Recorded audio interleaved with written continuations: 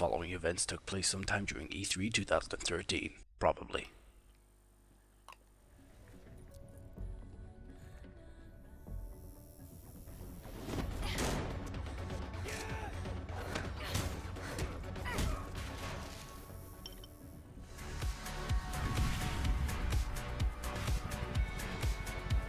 Oh God.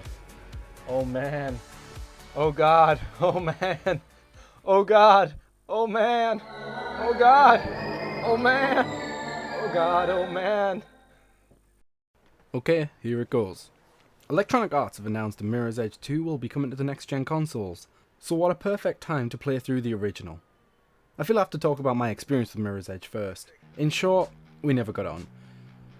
I really look forward to the game, and when I heard about it, the idea of sprinting and leaping from building to building with full body control had me more excited than the North Korean missile policy. The ideas of the game, the trailers, the tech demos meant I pre-ordered the game and waited for its release. Alas, this however, is where the love story ended.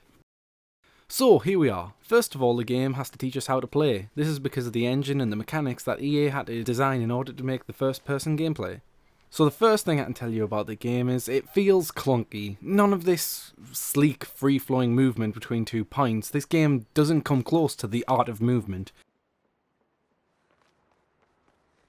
After you're introduced to the game and you're taught how to suck at it, the game rubs salt into your wounds by showing you a short cutscene of how awesome the game should be played.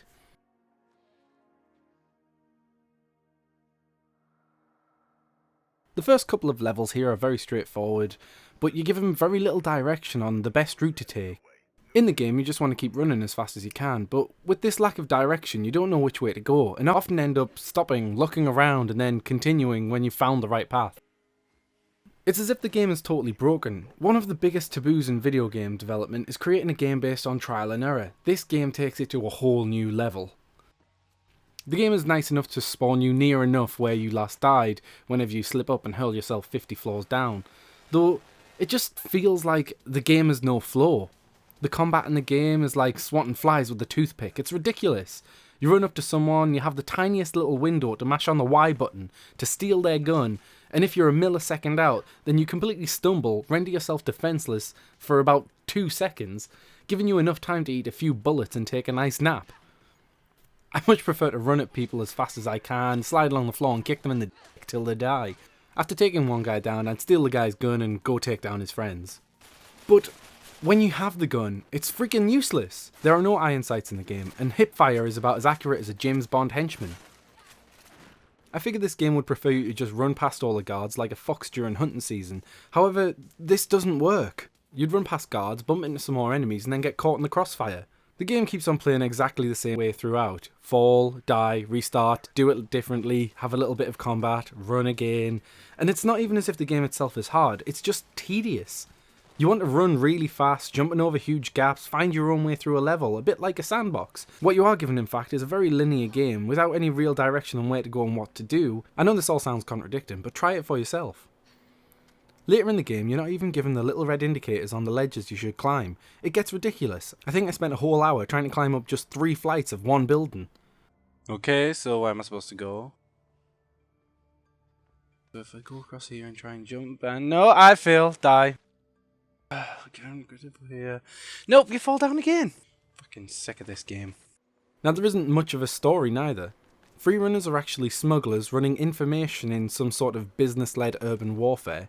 To me, this story just felt incredibly forced, and instead, I like to think that I was a crack dealer running across rooftops to get to the next drop, because I needed a little more excitement to keep me playing this game. One day, when crack mule Faith is on the job, her sister, who is a police officer, gets framed for the murder of someone running for mayor who wants to clean up the streets.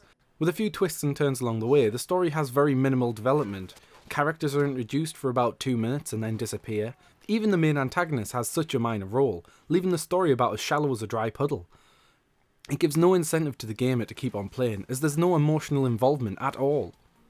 Speaking about not caring, oh, this is a huge spoiler by the way, so skip to the time on screen now if you haven't played this game already.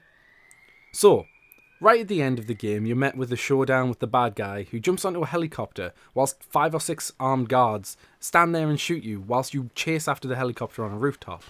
Once you're on the helicopter it crashes and you emerge safe, and for some reason all of the guards stop trying to pursue you. They stop shooting and just stand there and leave you alone, allowing the end credits to roll. It's like every henchman realises that their boss is dead and they won't get paid if they take you down, so they just stand there, showing how many f***s they actually give about upholding law and order. The game, I find, is just annoying. The lack of an active sprint button, the fact you use your bumpers to jump, that gives you no control over the height of your jumps, it all adds up to a bad game. Now I can tell you the game is more fun to play through a second time, because you know roughly where you're supposed to go, and it gives you that feeling of free running. But that shouldn't be a saving grace for a video game. A game should be a fun experience right from the get-go, and not a tedious circle of trial and error.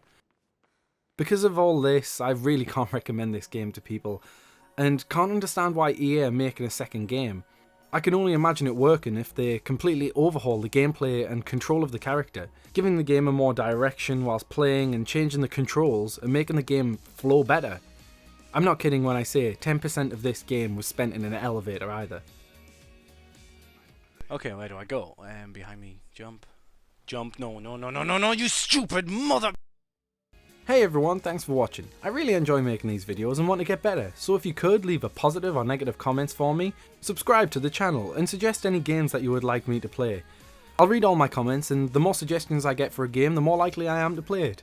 Please check out my Mirror's Edge elevator sketch that's on screen now. It shows what I was saying about the 10% of the game being spent in elevators.